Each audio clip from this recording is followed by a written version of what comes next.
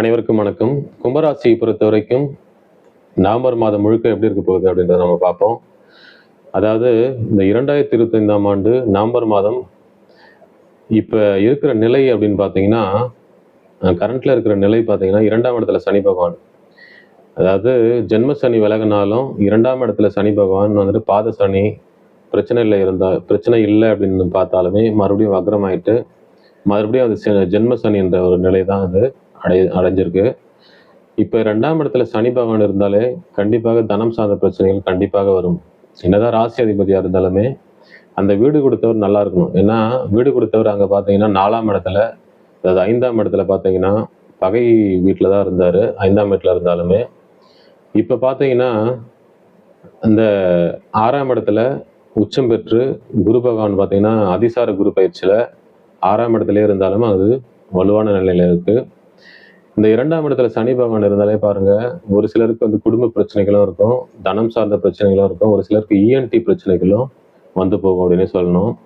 இந்த நிலைகள்லாம் இப்போ மாறப்போகுது அப்படின்னு சொல்லணும். ஏன்னு கேட்டீங்கன்னா 6ஆம் இடத்துல இருந்தாலுமே உச்சம் பெற்று வலுவான ஒரு குரு இங்கே 2ஆம் இடத்தை பார்க்குறாரு. குடும்பம் நல்லா இருக்க போகுது. அதே மாதிரி தனம் சார்ந்த பிரச்சனைகள், இஎன்டி சார்ந்த பிரச்சனைகள் இருந்தாலும் அது சரியாகக்கூடிய ஒரு அமைப்பு. குடும்ப பிரச்சனைகள் இருந்தாலும் அது தீரக்கூடிய ஒரு நிலை தான் அப்படின்னு சொல்லணும். அப்போ இந்த 2ஆம் அதிபதி ரொம்பவே ஸ்ட்ராங்காக வர்றாரு. அதனால் பிரச்சனைகள் இல்லை உங்களுக்கு. அதே மாதிரி 4ஆம் அதிபதி என்று சொல்லக்கூடிய சுக்கிரனும் அங்கே 9ஆம் இடத்துல பாக்கிய வீட்டில் போயிட்டு அங்கே ஆட்சி பெற்று இருக்க போகிறாரு. இது மிகப்பெரிய ஒரு நல்ல அமைப்பு. வீடு, வண்டி, வாகனம் சார்ந்த பிரச்சனைகள் எல்லாமே நல்ல ஒரு பிரச்சனைகள் இருந்தாலுமே அது சுமூகமாக ஒரு நிலை தரக்கூடிய ஒரு அமைப்பு. அதே மாதிரி 8க்குரியவர் 9ஆம் இடத்துல இருக்காரு. திடீர் அதிர்ஷ்ட வாய்ப்புகள் எல்லாமே நல்லா இருக்க போகுது அப்படின்னு சொல்லணும். 10ஆம் அதிபதியும் பார்த்தீங்கன்னா ஆட்சி பெற்ற நிலையில் இங்கே செவ்வாய் பகவான் இருக்காரு. தொழில் சார்ந்த விஷயங்களும் இங்கே கண்டிப்பாக இந்த மாதம் நல்லா இருக்க போகுது. நவம்பர் மாதத்தை பொறுத்த வரைக்கும் கும்பராசிக்காரர்களுக்கு எல்லாத்துலேயுமே ஒரு பிரச்சனைகள் இருக்கக்கூடிய ஒரு அமைப்பு தான் இந்த கும்பராசிக்காரர்களை பொறுத்த வரைக்கும் இந்த 2025 முழுக்கவே. ஆனால் இந்த நவம்பர் மாதத்தை பொறுத்த வரைக்கும் கண்டிப்பாக இந்த குருவால், இந்த குரு பகவானால மிகப்பெரிய ஒரு நல்ல அமைப்பு. 10ஆம் இடமும் சுபத்துவமாகுது. அவருடைய